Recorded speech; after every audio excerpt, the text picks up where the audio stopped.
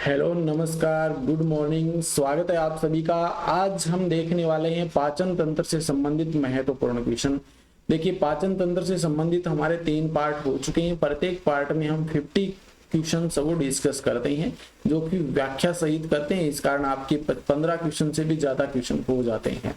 तो पिछले लेक्चर में हमने देखिए कुछ कंफ्यूजन की वजह से क्वेश्चन है वो कम डिस्कस किए थे। आज हम उसको कवर कर लेंगे, यानी कि 55 से स्टार्ट करके लगभग 20 क्वेश्चन देखेंगे, यानी कि 75 क्वेश्चन तक हम आज देखने वाले।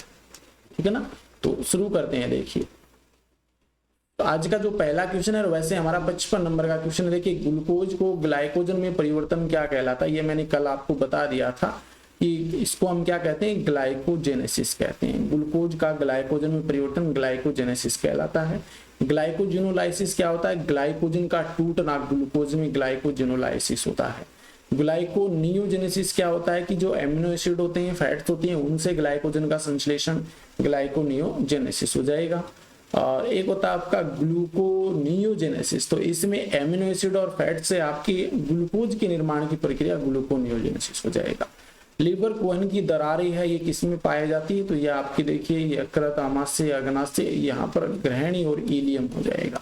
इसमें आपके लीवर कोहन की दरारें है वो देखने को मिलती है। 57 नंबर का देखिए, पीछे 56 तक हमने देख लिए थे कल वाली क्लास में। हम 57 से स्टार्ट करते हैं कि सबसे बड़ी लार ग्रंथि कौन सी है। सबसे बड़ी लार ग्रंथि पैरोटिड ग्रंथि यानी कर्णपूर्व ग्रंथि, अधोजीव्या ग्रंथि या अधोजंब ग्रंथि, इनमें से कोई नहीं। तो 3 जोड़ी आपको लार ग्रंथियां देखने को मिलती है ह्यूमंस के अंदर। सबसे बड़ी हो जाएगी ऑप्शन फर्स्ट, पैरोटिड ग्रंथि या कर्णपूर्व ग्रंथि जो होती है हमारी टेम्पोरल अस्थि के नीचे की ओर पाई जाती है, तो वो सबसे बड़ी लार ग्रंथि होती है। 56 थोड़ा सा उल्टा हो गया क्या। लैंगरहैंस की द्वीप कोशिकाएं किसमें पाई जाती है। लैंगरहैंस की द्वीप कोशिकाएं किसमें पाई जाती है। देखिए, जब अग्नाशय ग्रंथि की हम बात करते हैं तो इसमें 2 प्रकार की सेल्स देखने को मिलती है। एक तो एसिनाई की कोशिकाएं, एसिनाई सेल्स, और एक लैंगरहैंस की दीपिकाएं।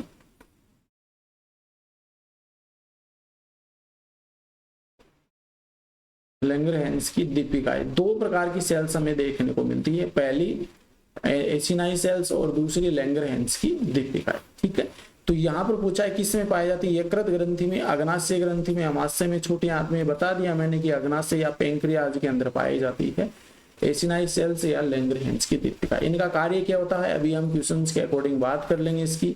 59 का देखिए, आहार नाल का सबसे लंबा भाग कौन सा होता है। सबसे लंबा भाग कौन सा होता है आहार नाल का, मुख, ग्रीशिका, आमाशय और छोटी आंत। तो इंटेस्टाइन हो जाएगा, छोटी आंत सबसे लंबी होती है। 60 नंबर का क्वेश्चन है, देखिए, अग्नाशय ग्रंथि से स्रावित होने वाले हार्मोन कौन से हैं। तो अग्नाशय ग्रंथि से देखिए, एक तो आपका इंसुलिन स्रावित होता है।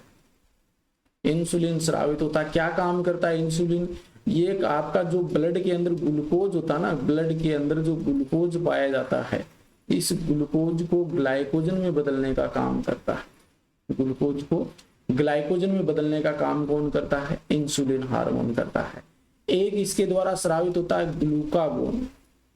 ग्लूकागोन देखिए, इंसुलिन की कमी से डिजीज भी हो जाता है, मधुमेह रोग हो जाता है, इंसुलिन की कमी हो जाती है, हमारे ब्लड में शुगर लेवल ज्यादा हो जाता है।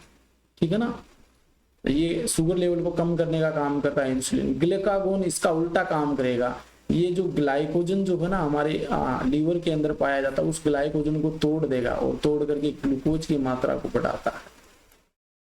देखिए, जब ये हमारा ब्लड होता है, इसमें ब्लड का ग्लूकोज लेवल जो होता है ब्लड के अंदर अगर ज्यादा होता है, तब तो आपका सिक्रेट होता है इंसुलिन। इंसुलिन ये काम करता है। अगर यहाँ पर ब्लड का लेवल, ब्लड के अंदर ग्लूकोज लेवल कम है, तब आपका ग्लूकागोन सिक्रेट होता है, ये लीवर पर कार्य करके ग्लूकोज लेवल को बढ़ाता है। ठीक है, एक होता है सोमेटोस्टेटिन, ये वृद्धि हार्मोन की तरह कार्य करता है। तो ये तीनों ही हार्मोन आपके अग्नाशय ग्रंथि से स्रावित होते हैं, तो ऑप्शन डी आपका राइट हो जाएगा। 61 है, देखिए, इंसुलिन हार्मोन की खोज किसने की थी। इंसुलिन हार्मोन की खोज इंपोर्टेंट है। देखिए, best betting and best, Altman, Robert Hook और फोंटाना। अल्टमान ने माइटोकॉन्ड्रिया की खोज की थी, माइटोकॉन्ड्रिया, ये भी इंपॉर्टेंट बनता है, याद होना चाहिए आपको। ठीक है, रॉबर्ट हुक की हम बात करें तो रॉबर्ट हुक ने कोशिका की खोज की थी और फोंटाना ने केंद्रिका की खोज की थी, केंद्रिक की खोज की थी। ठीक है, केंद्र का अलग है और केंद्रिका अलग है, केंद्रिका की खोज की थी। और इंसुलिन की यहाँ पर हो जाएगा बेटिंग और बेस्ट हो जाएगा। 62 नंबर का क्वेश्चन देखिए, इंसुलिन हार्मोन की कमी से कौन सा रोग होता है? इंसुलिन हार्मोन की कमी से कौन सा रोग होता है? अभी तो बताया मैंने, मधुमेह रोग हो जाता है। तो ऑप्शन एक आपका राइट हो जाएगा, मधुमेह डिजीज हो जाएगा। अगर ब्लड में आपकी ग्लाइकोजन की मात्रा बढ़ जाती है तो इसको हम हाइपोग्लाइसीमिया कहते हैं, हाइपरग्लाइसीमिया। कम हो जाती है तो हाइपोग्लाइसीमिया कहते हैं, हाइपोग्लाइसीमिया। हाइपर मतलब अधिक, हाइपो मतलब कम। 63 नंबर का क्वेश्चन है, अग्नाशय ग्रंथि से कौन सा हार्मोन स्रावित होता है? अग्नाशय ग्रंथि से कौन सा हार्मोन सिक्रेट होता है? देखिए लाइपेज अग्नाशय ग्रंथि से, काइमोट्रिप्सिन है, ट्रिप्सिन सभी होते हैं। ये तो लाइपेज है, ये स्रावित होता है आपका, काइमोट्रिप्सिन है, अग्नाशय ग्रंथि से सिक्रेट होता है ये, और एक ट्रिप्सिन भी आपका अग्नाशय ग्रंथि से सिक्रेट होता है। ये आपका वसा का पाचन करता है, ये दोनों प्रोटीन का पाचन करते हैं। तो ऑप्शन डी हो जाएगा यहाँ पे। रसांकुर का कार्य क्या होता है? रसांकुर, पहला तो ये क्वेश्चन पाए कहाँ जाते हैं, तो ये आपकी छोटी आंत में देखने को मिलते हैं। छोटी आंत या ग्रहणी के अंदर रसांकुर पाए जाते हैं। इनका मुख्य कार्य होता है अवशोषण का होता है, अवशोषणीय सतह को ये बढ़ा देते हैं। 65 नंबर का क्वेश्चन देखिए, वसा का अवशोषण किसके द्वारा होता है? किसके द्वारा वसा का अवशोषण किया जाएगा? सामान्यतः हम बात करें तो देखिए जो ब्लड सेल्स होती है उनके द्वारा भोजन का अवशोषण होता है, लेकिन वसा का अवशोषण है वो ब्लड सेल्स के द्वारा नहीं होता है, अवेसल्स के द्वारा नहीं होता। तो इसमें लैक्टियल कोशिकाएं पाई जाती हैं, वसीय केशिकाएं देखने को मिलती हैं। लैक्टियल वेसल्स या वसीय केशिकाएं पाई जाती हैं जिनके द्वारा वसा का अवशोषण होता है। यही हो जाएगा। रसांकुर कोशिकाएं मैंने बता दिया, कुफर कोशिकाएं यकृत में पाई जाती है, उपयोग सभी होगा नहीं। 66 देखिए, बड़ी आंत का मुख्य कार्य क्या होता है? छोटी और बड़ी आंत होती हैं। जो छोटी आंत जो होती है ना, उसका लंबाई ज्यादा होती है लेकिन व्यास कम होता है, इस कारण उसको छोटी आंत कहते हैं। बड़ी आंत की लंबाई कम होती है और व्यास ज्यादा होता है, इसका उसको बड़ी आंत कहते हैं। तो बड़ी आंत का मुख्य कार्य क्या होता है? जल का अवशोषण करना, प्रोटीन का पाचन करना, वसा का पाचन करना या कार्बोहाइड्रेट का पाचन। देखिए बड़ी आंत में कोई भी पाचन की क्रिया नहीं होती है, ये ऑप्शन फर्स्ट हो जाएगा कि इसमें जल का अवशोषण होता है। प्रोटीन का पाचन देखिए एक तो आमाशय में होता है, आप याद रख सकते हैं, और एक छोटी आंत में आपका प्रोटीन का पाचन होता है। शुरुआत प्रोटीन की आमाशय से होती है। वसा का पाचन है यह आपकी छोटी आंत में देखने को मिलता है, आमाशय में नहीं होता है, छोटी आंत। कार्बोहाइड्रेट का पाचन है, ये देखिए तीनों जगह आपको देखने को मिलता है, आमाशय में नहीं होता कार्बोहाइड्रेट का पाचन। तो दो ही जगह हम कर सकते हैं, एक तो आपका मुख गुहा में होता है और एक आपका आंत में होता है, छोटी आंत में। तो ऑप्शन फर्स्ट यहाँ पे राइट होगा। 67 है देखिए, मल में दुर्गंध किसके कारण आती है? मल जो हम फीसेज या अपशिष्ट जो तैयार करते हैं तो उसमें दुर्गंध किस कारण आती है? इंडोल व स्केटेल के कारण, HCl के कारण, जठरस के कारण, रेनिन के कारण। ये तीनों आपके आमाशय से संबंधित हैं। ये ऑप्शन एक हो जाएगा आपका राइट आंसर। इंडोल और स्केटोल पाए जाते हैं जिसके कारण मल में दुर्गंध आती है। 68 नंबर का क्वेश्चन देखिए, मनुष्य में अवशेषीय अंग कौन सा है? मनुष्य में अवशेषीय अंग कौन सा होगा? कर्मी रूपी प्रेषेसिका, कोलन, इलियम, इनमें से कोई नहीं। देखिए जब आप बड़ी आंत की संरचना देखते हैं ना, बड़ी आंत,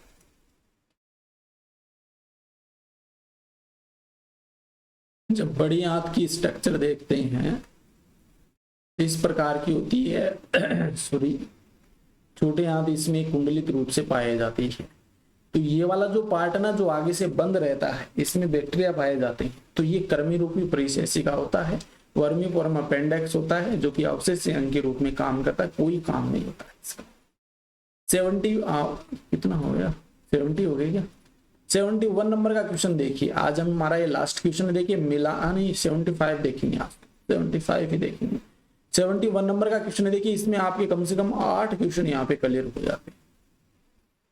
लार का पीएच कितना होता है? 6.8 होता है, बिल्कुल ही सही है आपका। पितरस का पीएच 7.7, ये भी क्षारीय होता है, ये भी सही है।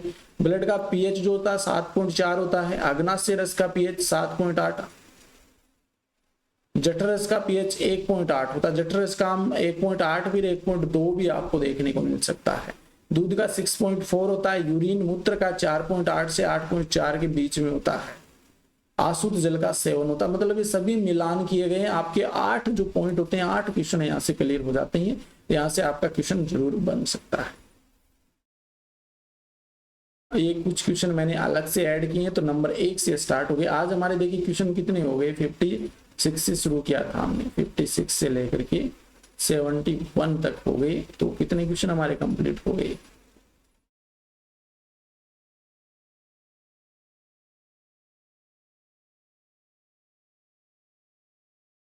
15 क्वेश्चन हमारे हो गए हैं आज के, है ना। तो अभी देखते हैं, देखिए नेक्स्ट क्लास में करेंगे इनको, क्योंकि जो मार्किंग है ना वो नंबरिंग यहाँ से स्टार्ट हो गई, इस कारण से थोड़ा सा और भी लगता है ना, अलग लगता है। तो करते हैं नेक्स्ट क्लास में हम इन क्वेश्चंस को। और आज के लिए इतना ही, धन्यवाद, थैंक यू।